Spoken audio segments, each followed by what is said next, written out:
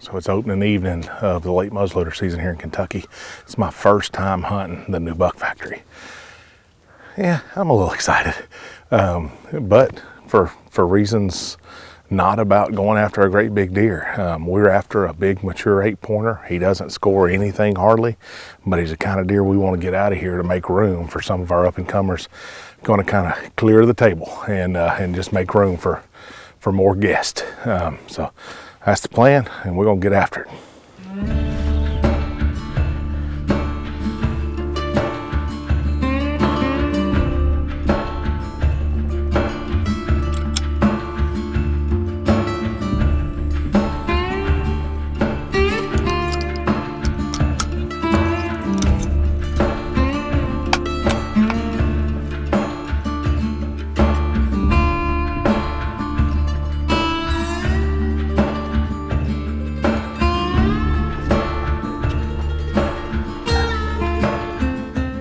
He's gonna cross that power line and get in the timber. He's gonna come right through like he did yesterday, I think.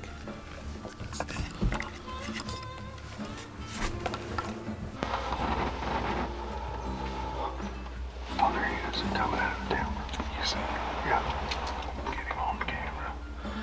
I just said shoot him down in that stuff right there as anywhere, because it looked good down in there. I don't see him right now.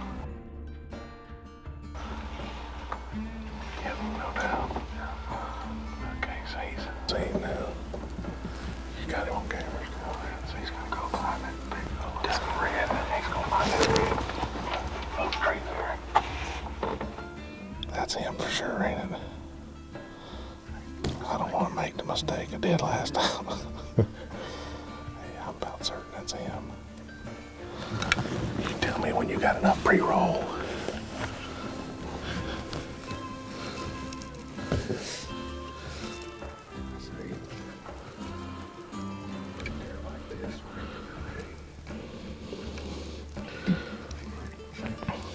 Yeah.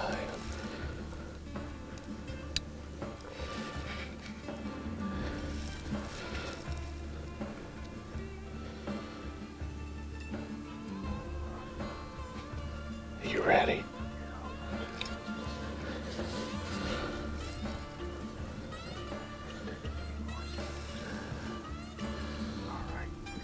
Make sure this thing's not running.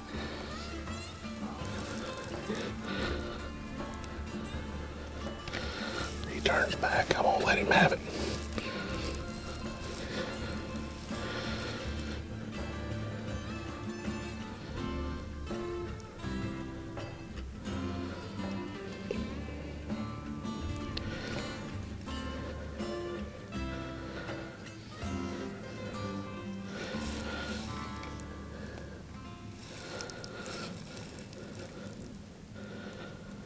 All right, here we go.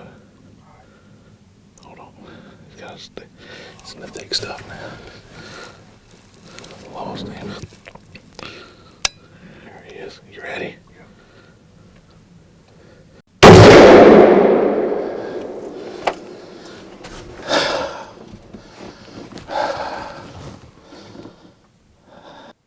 Oh, he's down. He's down right there. He's down right there. The smoke, a little bit of smoke come out there.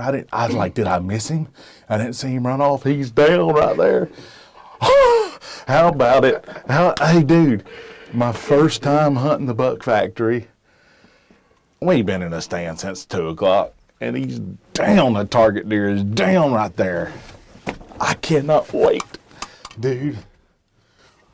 So I never got to kill a buck on the old farm. I hunted it for several years and passed on some mighty fine deer.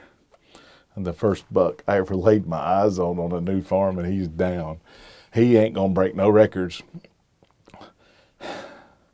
But as part of our management plan, and it doesn't even, I mean, look at my hands, dude. You just, I don't even know how to explain the feeling I get. Whew, man.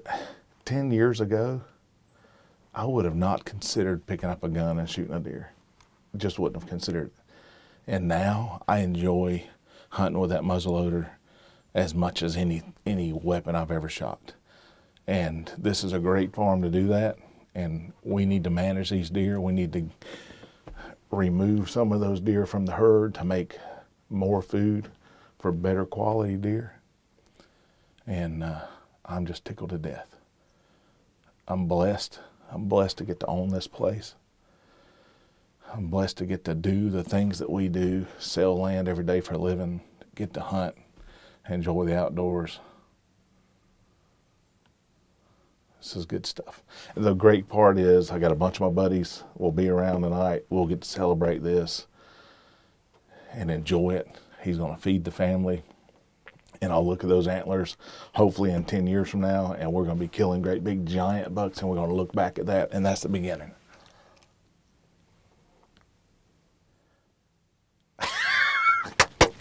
Yes! Whoo, man. I got to go over and put my hands on him, Boone. Let me message Mark. I hadn't heard anything from Mark. Whew. All right, I got to go see him, man. Let's get over there. Let's get over there and check him out. Old McCorder. He's down about 100 yards away. Let's go get him. There's an old white belly laying there.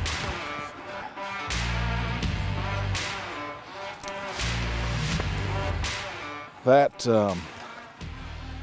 is officially the smallest antlered buck I've ever shot in my life. But guess what? Just as rewarding of an experience. You got no brow tines. I mean, you talk about management deer. We're not shooting this deer to try to adjust our genetics here, because we know that doesn't help. However, a big old buck like this eats, and we want to make room for deer that are going to do a little better up here than this. Finally got to get over here and do a little hunting, and this old warrior is a fine trophy, especially when you're trying to accomplish what we're trying to accomplish.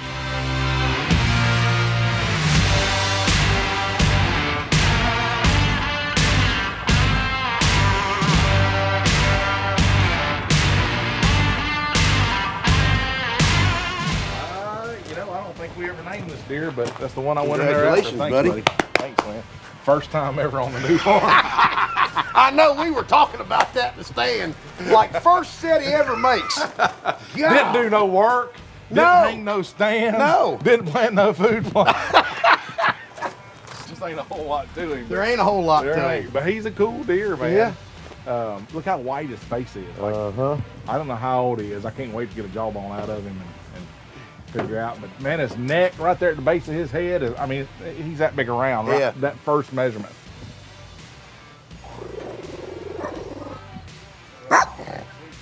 Yeah, Lori, go back up there to Bella. Man, oh man. Well, congrats, that's four. That's 4 turds. Not bad, man, because, we couldn't do that last year on the other farm. We just weren't seeing them, It's going to get better, I can tell you that. I feel confident. In 5 years, we may still have an occasional deer like this, but I don't think it'll be as many as we have now. No, I think this place has got a ton of potential to grow. I think we'll actually grow bigger deer than we had over there. I absolutely agree with that. It's going to take us 3 or 4 or 5 years. Well, we just got to keep the population in check, improve the habitat, and it'll happen. But we can't allow as many deer on this farm as we have on the other farm. Right. We're not going to see 45 deer sit here, and that's just fine with me, because as a result, we should see bigger bucks. Mm-hmm. Congrats, buddy. Thank you.